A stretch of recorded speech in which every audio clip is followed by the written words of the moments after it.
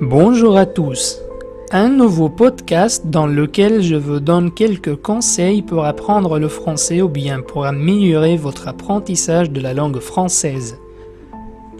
Tout d'abord, pour être beaucoup plus précis, je vous donne 8 conseils, donc 8 conseils pour apprendre le français. Conseil numéro 1, ayez de la motivation. La motivation est votre force. Imaginez avec moi que vous êtes au-dessus d'un vélo ou bien d'une bicyclette et vous voulez vous avancer, donc vous avez besoin de l'énergie, de la force physique. Voilà, si vous voulez vous avancer dans votre apprentissage, il vous faut de l'énergie. Et c'est quoi cette énergie-là? C'est la motivation. C'est votre désir intérieur d'apprendre, c'est votre volonté. Alors si vous n'êtes pas motivé, je vous conseille de ne pas perdre le temps à apprendre. Donc soyez motivé. Conseil numéro 2. Écoutez. Bien écouter le français, ça vous amène bien sûr à bien parler. Par exemple, avant de cuisiner, il faut apprendre à le faire. Alors, avant de produire un message en français, il faut savoir comment le produire. Et ça parvient par le biais de la bonne écoute. Et essayez d'écouter des personnes d'origine française ou bien des gens natifs dont le français est la langue maternelle. Conseil numéro 3. Parlez. Si vous vous contentez seulement de l'écoute, malheureusement, je vous dis que ça sert à rien. Ce que vous écoutez, vous devez ensuite le répéter ou bien le pratiquer. Alors, écouter et parler sont deux processus tout à fait attachés. Par exemple, si vous avez une jambe plus longue que l'autre, vous allez boiter. Ça veut dire quoi boiter? Ça veut dire que vous ne marcherez jamais d'une manière juste. Conseil numéro 4.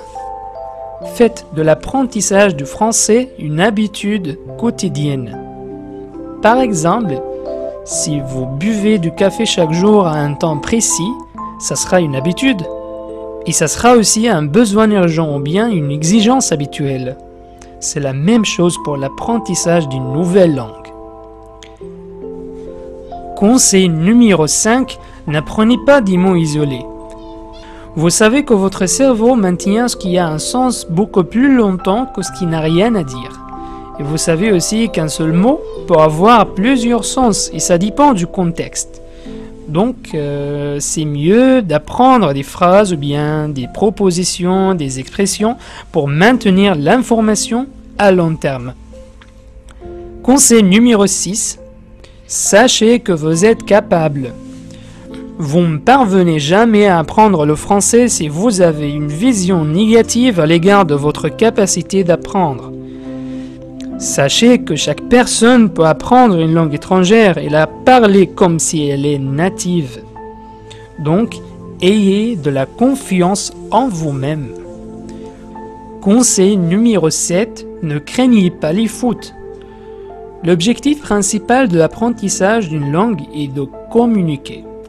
Et communiquer, ça veut dire émettre un message et recevoir un autre.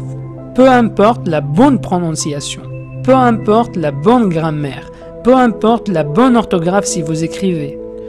Voilà, l'important c'est de comprendre et de faire comprendre. Enfin, avec le conseil numéro 8, patientez-vous. Quelquefois, quelqu'un me dit « J'essaie de plus en plus d'étudier le français et je n'arrive ni à bien comprendre ni à bien parler. Qu'est-ce que je fais ?» Donc voilà, vous devez être patient.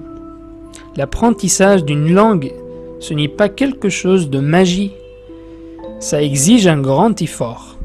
Mais ne vous inquiétez pas, vous verrez le progrès le jour après l'autre.